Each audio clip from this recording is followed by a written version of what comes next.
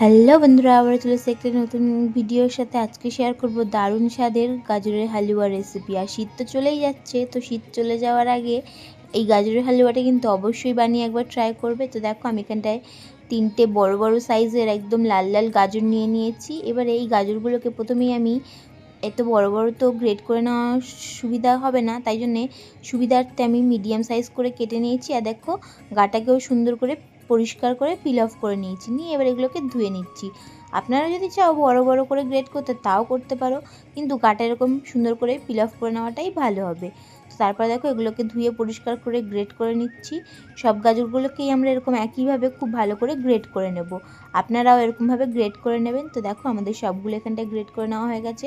আর সবগুলো কত সুন্দর করে গ্রেট করে নিয়েছি। এবারে কড়াইতে দিয়ে দেবো প্রথমেই একদম দেশি ঘি।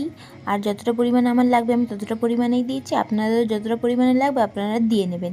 তারপরে ঘিটা একটু গরম হয়ে গেলে তার মধ্যে তেজপাতা এবং এলাচ দিয়ে দেবো। দিয়েই তার মধ্যে গ্রেট করে রাখা গাজরগুলো দিয়ে দেবো।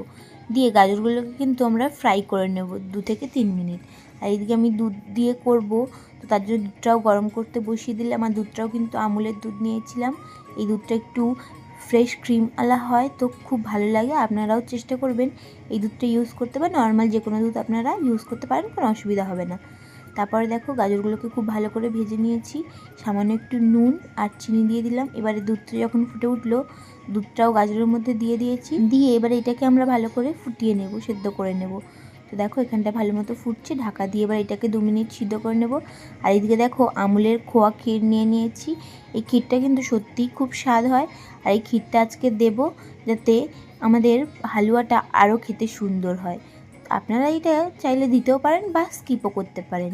ক্ষীরটা দিলে বেশি স্বাদ লাগে, তাই জন্যই দেওয়া, না দিলেও কিন্তু কোনো অসুবিধা নেই। তো ক্ষীরটা আমি হাত দিয়ে ভেঙে ক্ষীরটাকে একটু হালকা গ্রেট মতো করে নিয়েছি। আর তারপরে দেখো আমাদের এদিকে গাজরও খুব ভালো মতো সেদ্ধ হয়ে গেছে। আর আমরা কাজু এবং আমন্ড বাদামও কেটে নিয়েছিলাম। তো এবারে এর মধ্যে দিয়ে দিলাম ক্ষীর, আমন্ড বাদাম এবং কাজু বাদাম। সব কিছুকে দিয়ে খুব ভালো করে এবারে মিশিয়ে নেব। তো দেখো সব কিছুকে খুব ভালো করে মিশিয়ে নিচ্ছি। আর ক্ষীরগুলোও কিন্তু আস্তে আস্তে মিলে যাবে, মিলে গেলে কিন্তু খুবই স্বাদ হবে। তো দেখো সব গাজরের সাথে ক্ষীরগুলোকেও খুব ভালো মতো মিশিয়ে নিয়েছি। এবারে নামানোর আগে অল্প করে ঘি দিয়ে দিলাম।